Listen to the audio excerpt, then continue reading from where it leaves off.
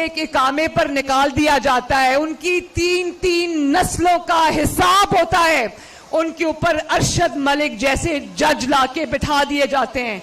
लेकिन पापा जोन्स को जानते हो ना,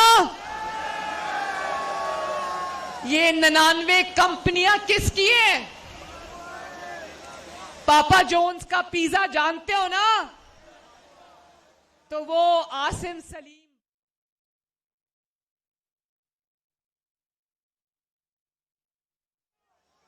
SAPM से रिजाइन कर दिया है। लेकिन क्या आप ये मानते हो कि 60 अरब डॉलर के जो सीपेक का मंसूबा नवाज शरीफ के हाथों से लगाया हुआ है, उसका चार्ज आसिम सलीम बाजवा जैसे।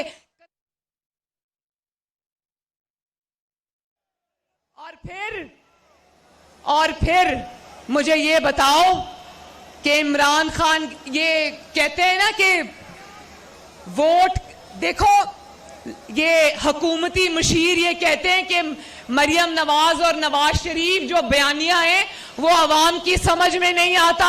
समझ आता है कि नहीं आता?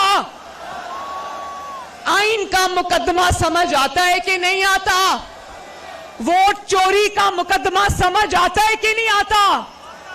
तो फिर ये भी समझ आता है ना कि जो अभी कहा था ना कि वो अवाम के आपके वोटों से हुकूमतें आनी चाहिए, आपके वोटों से जानी चाहिए, और किसी को ये हक नहीं होना चाहिए कि वो आपके मुंतखब नुमाइंदों को उठा के वजीर आजम के ऑफिस से बाहर फेंके। हिसाब किताब आपने करना है और किसी ने नहीं करना।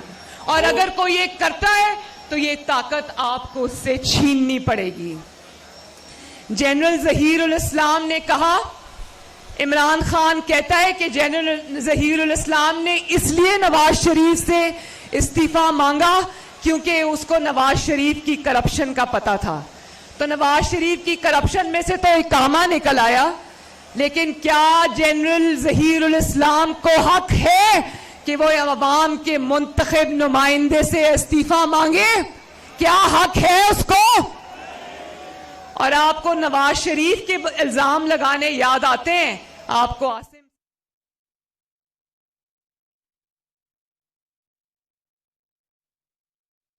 को वाइंड अप करूंगी। मैं सिर्फ एक बात ये समझाना चाहती हूं आपको कि जब वोट को इज्जत नहीं मिलती तो अवाम का वो हाल होता है जो आज आप सबका हाल हो रहा है। फिर आटा भी चोरी होता है, मार्केट से गायब भी होता है। और ये हमें कहते थे ना सिसिलियन माफिया, अब पता चला है माफिया क्या होता है। माफिया होता है जब पहले आप चीजें मार्केट से गायब करा दो, और जब आप गायब करा दो तो उसके बाद उसकी कीमतें बढ़ा के आप उसको मार्केट में वापस ले आओ।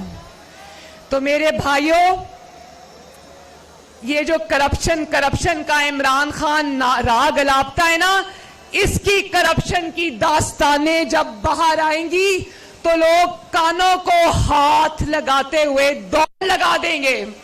आज मीडिया को चुप कराया है, जंजीरों में जकड़ा है, तो तुम्हारी करप्शन की दास्तानें खुलेआम कोई बात नहीं करता।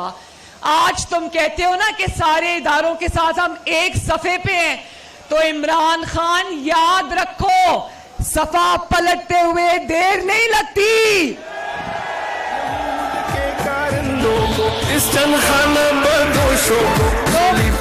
मुझसे वादा करो मेरे गुजरावाला के भाइयों बहनों बुजुर्गों माओ, मुझसे वादा करो कि आटा चीनी चोरों से हिसाब लोगे।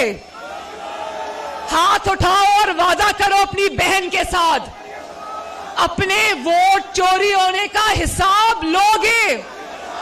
वादा करो कि आइंदा किसी को अपने वोट पर डाका नहीं डालने दोगे।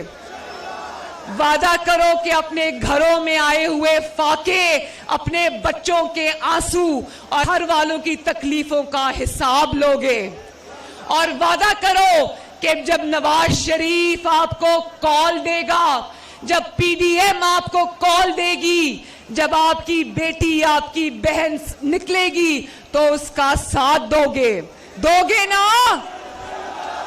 दोगे ना? तो मैं गुजरावाला की मुस्लिम लीग नून को मुबारकबाद देना चाहती हूं, पीडीएम की सारी जमातों को मुबारकबाद देना चाहती हूं आज के कामयाब जलसे के अंदर। और एक बात याद रखना, वतु इज्जु मंतशा वतु जिल्लु मंतशा।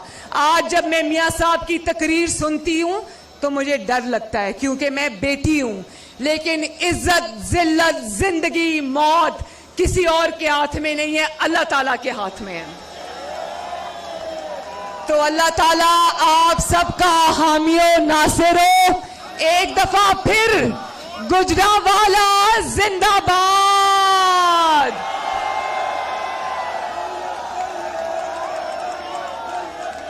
गुजरावाला जिंदाबाद, पाकिस्तान पाइंदाबाद, नवाज शरीफ जिंदाबाद, नवाज शरीफ, नवाज शरीफ, गुजरावाला जिंदाबाद, पाकिस्तान जिंदाबाद। शुक्रिया।